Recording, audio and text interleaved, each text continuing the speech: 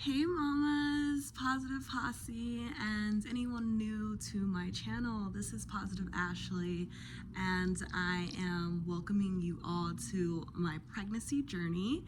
If you are inspired by lifestyle, manifestation, or anything else in that nature, stay subscribed. Today I'm going to tell you why I officially am done with the hospital. I have not one, two, but 3 reasons why I am done with the hospital. A little bit about my journey. Since I've been pregnant, I've been going to the hospital. Not necessarily because I want to. As a full spectrum birth doula, I have actually never assisted anyone at the hospital. So this was my personal experience and only experience being pregnant or assisting someone that is pregnant, because I have been acting as my own doula while I'm pregnant and advocating for myself very well, I might add. It's just really interesting to have my own experience. And even though I've always been pro holistic, pro natural when it comes to birth and other things, when you realize that birth centers, doulas, and midwives outside of the hospital, when you're paying out of pocket, when you realize that stuff tends to add up and it gets really expensive, by God, it makes you reconsider. And that's a whole different video. So if you want to check that out, the pros and cons of hospital versus birth center versus just doing it out of your own pocket, whether it's a home birth, click the link in the bio in the captions, because that's a whole different story. I had no issues with the hospital. For one, at first, I was only seeing midwives. Which I thought was really dope, because a lot of time you're with an OB. And so since I started going to LAUSC, I have only been seeing midwives of different races, white and black. So I've had 3 midwives on rotation, and it wasn't until my 28th week, go check that out, that other video. I have an update on my 28th week. I had never felt afraid until that week. So mind you, that week I was seeing an MF, which is pretty much an ultrasound specialist focused on fetal growth. And I didn't get some really great news. I got news that my baby wasn't growing the size of the gestational week, and not every part of the body, because when you get an ultrasound, they're measuring different parts of your baby's body, your amniotic fluid, where from top to bottom of your baby bump, placenta, all of those good things. And so when they told me that her abdominal wasn't growing at the rate of the rest of her body, all I needed to know was, one, will she still be healthy? They said yes. But the bad news of it is the peer pressure and the test that they wanted to inflict upon me without any high risk.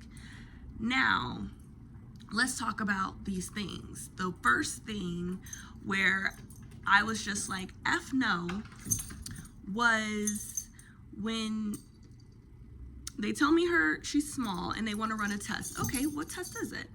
This test is called Amniocentesis.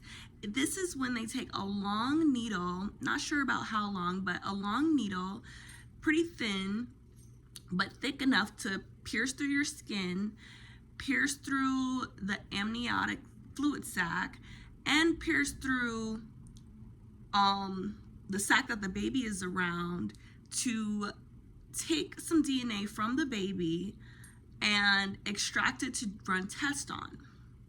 I asked, what was the risk, and how often or how many babies, give me statistics, because I'm a public health and environmental health major that focused a lot in epidemiology and statistics and just data research.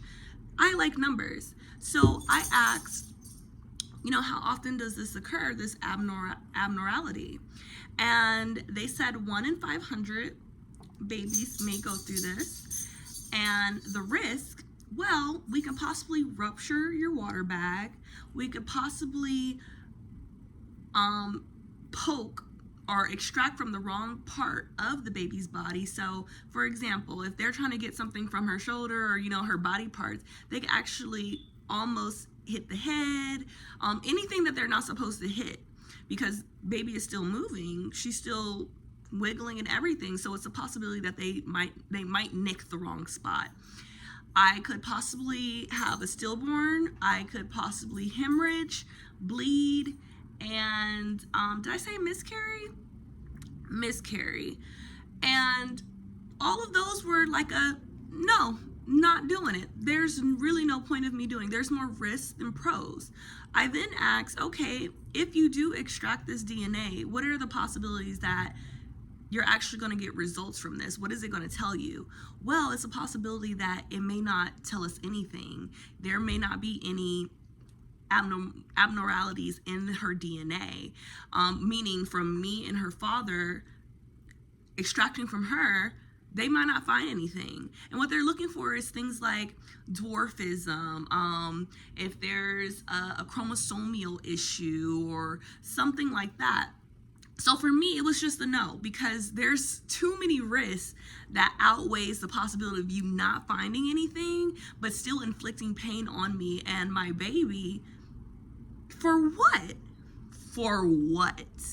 So that was a no. Me and my partner said, F no, no thank you. I don't want to go through that. I don't want that possibility. But how they were perceiving this information to me, it was almost as if you kind of don't have a choice.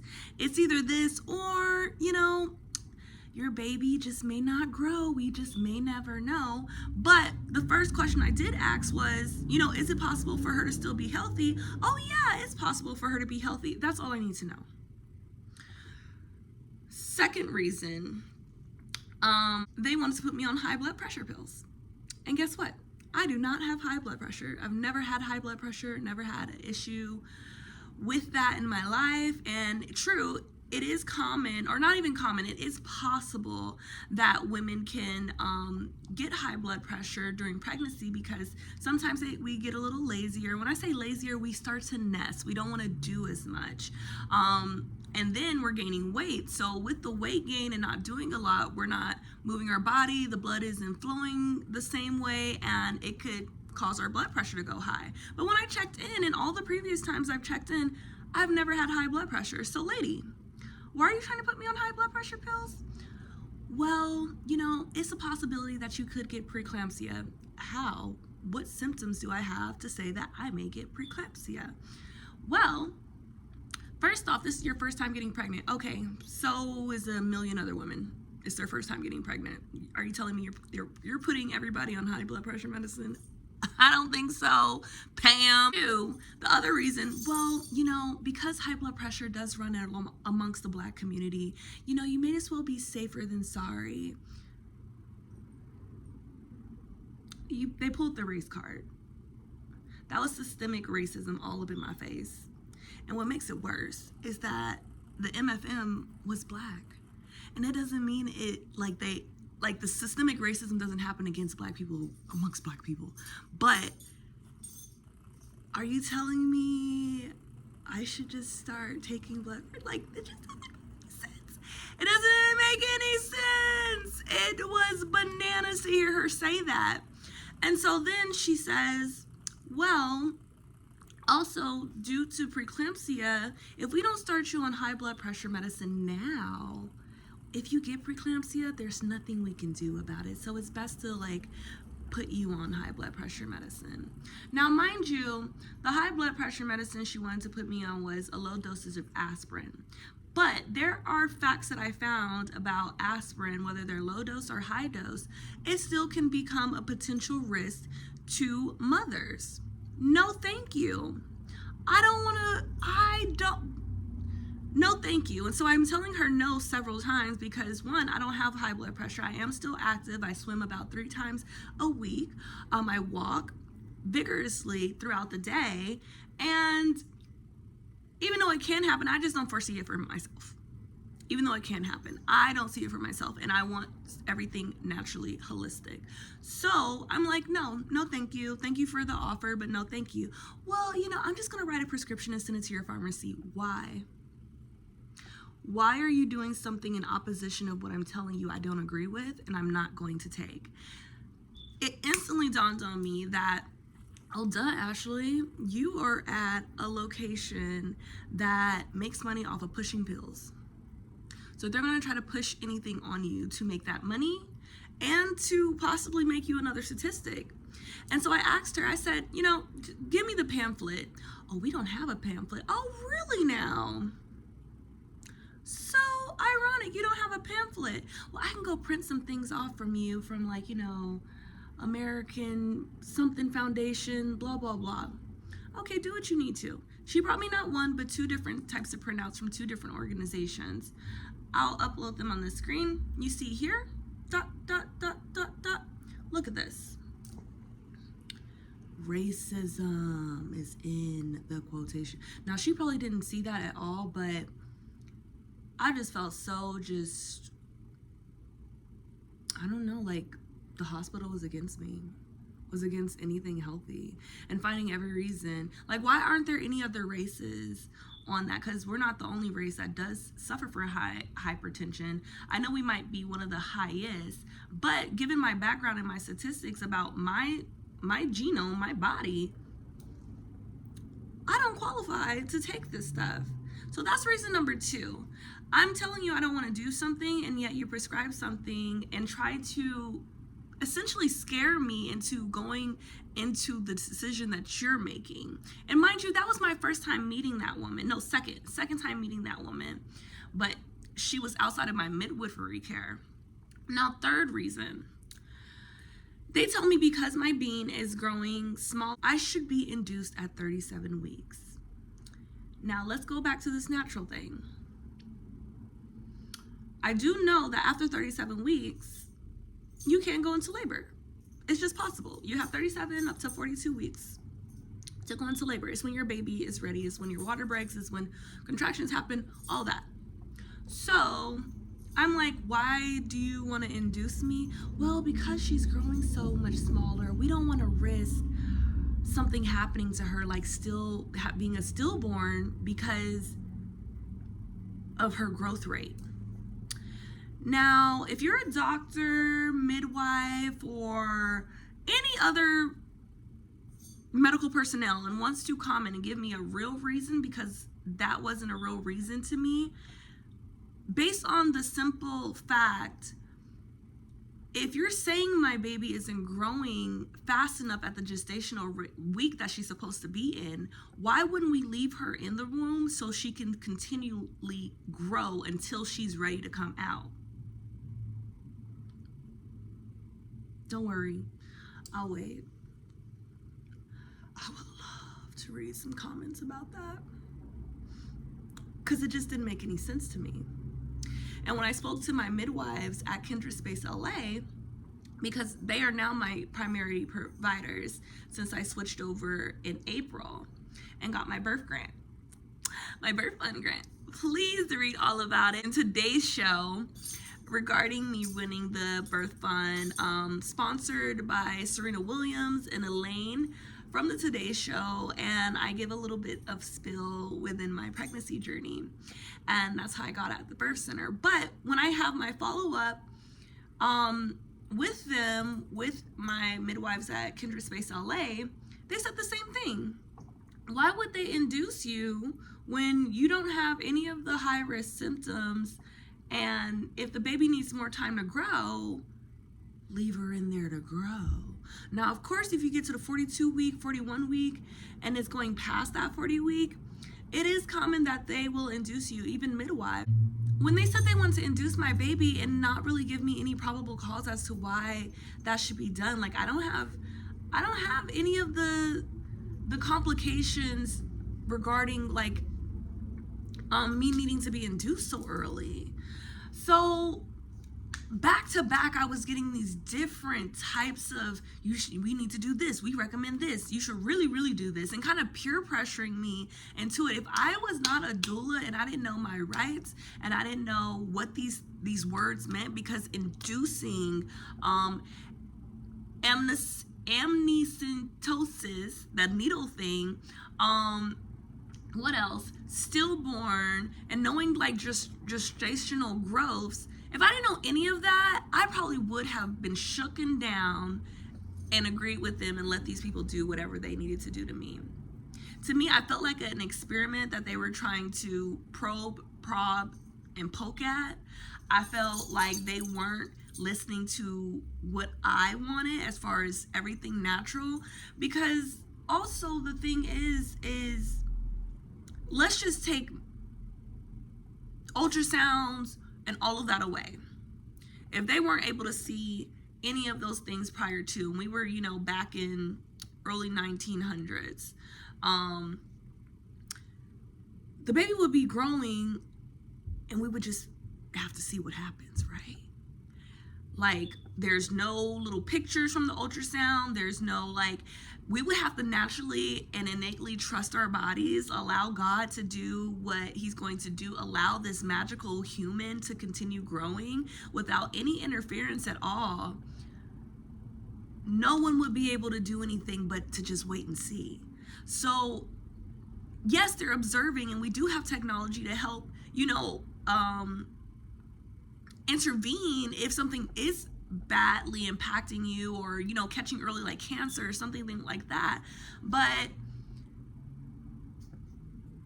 other than that, all you can do is observe, even from the ultrasound. And I just didn't feel like I was being heard at all. I literally was having like flashbacks of like different women that have died in the hospital from Black mortality and mortality rates. And it just really, it made me feel just so not trapped, because I'm not having my baby there. You guys lost me as a client, because if this was a professional business relationship, you lost me. I no longer trust you. I no longer think you understand where I'm coming from. And I'm just not here for you to do the hokey poke on me. I'm not. And I'm glad I was able to stand firm in my ground and, ask questions. Even questions where it's like, I don't know if I'm asking this the right way, or this and that. It felt like I was interviewing them, which every mom should do. Every parent should do. So those are 3 reasons why I broke up with the hospital, why I'm no longer their client. And what really sucks out of all of it is that I know I'm not the only one that was pressured like that before. The lack of, I guess, hope. Because one question I did ask was, is there a possibility that she grows, like her torso and body catches up with the rest? Because she wasn't too far off when it came to the growth rates of where the rest of her body was. Is it possible that her abdominal catches up with the rest of her body? Oh yeah, it's very much possible, but it's not likely. And I felt like they were giving me a positive, a double negative, a positive negative that can equal a negative, because the negative plus a positive equals a negative. And I felt like they gave me that, like, it was like a sense of false hope. And it's like, yeah, it can, but no, that's why you should do the procedures. No, and no again. So this video is dedicated to advocating for self. If you don't have a doula, I'm recommending that you do get a doula, or someone in your corner that you can weigh these things on and weigh out. And know that you don't have to make any decisions right then and there. If you're in California, doulas are now on insurance. Not all states have it, but Los Angeles does, so you can get a doula. And feel free to ask them to like bring you printouts. Look it up yourself.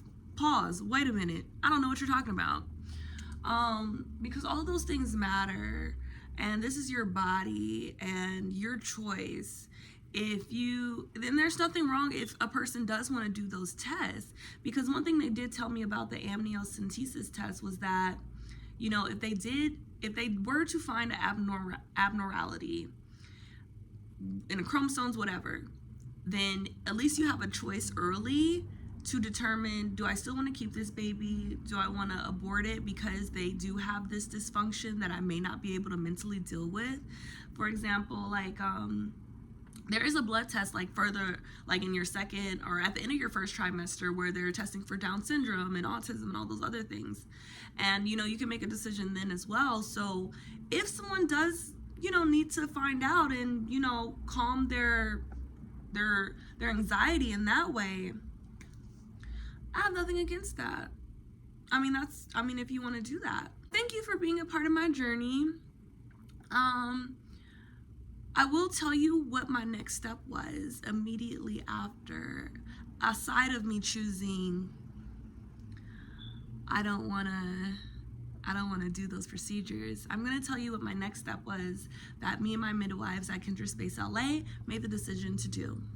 So watch my next video. It's in the chat box. Tell me your experience if you've ever endured anything like this. I'm a doula. I want to empower you while I'm in my birth experience and give you my tips, my hacks, and support that you need.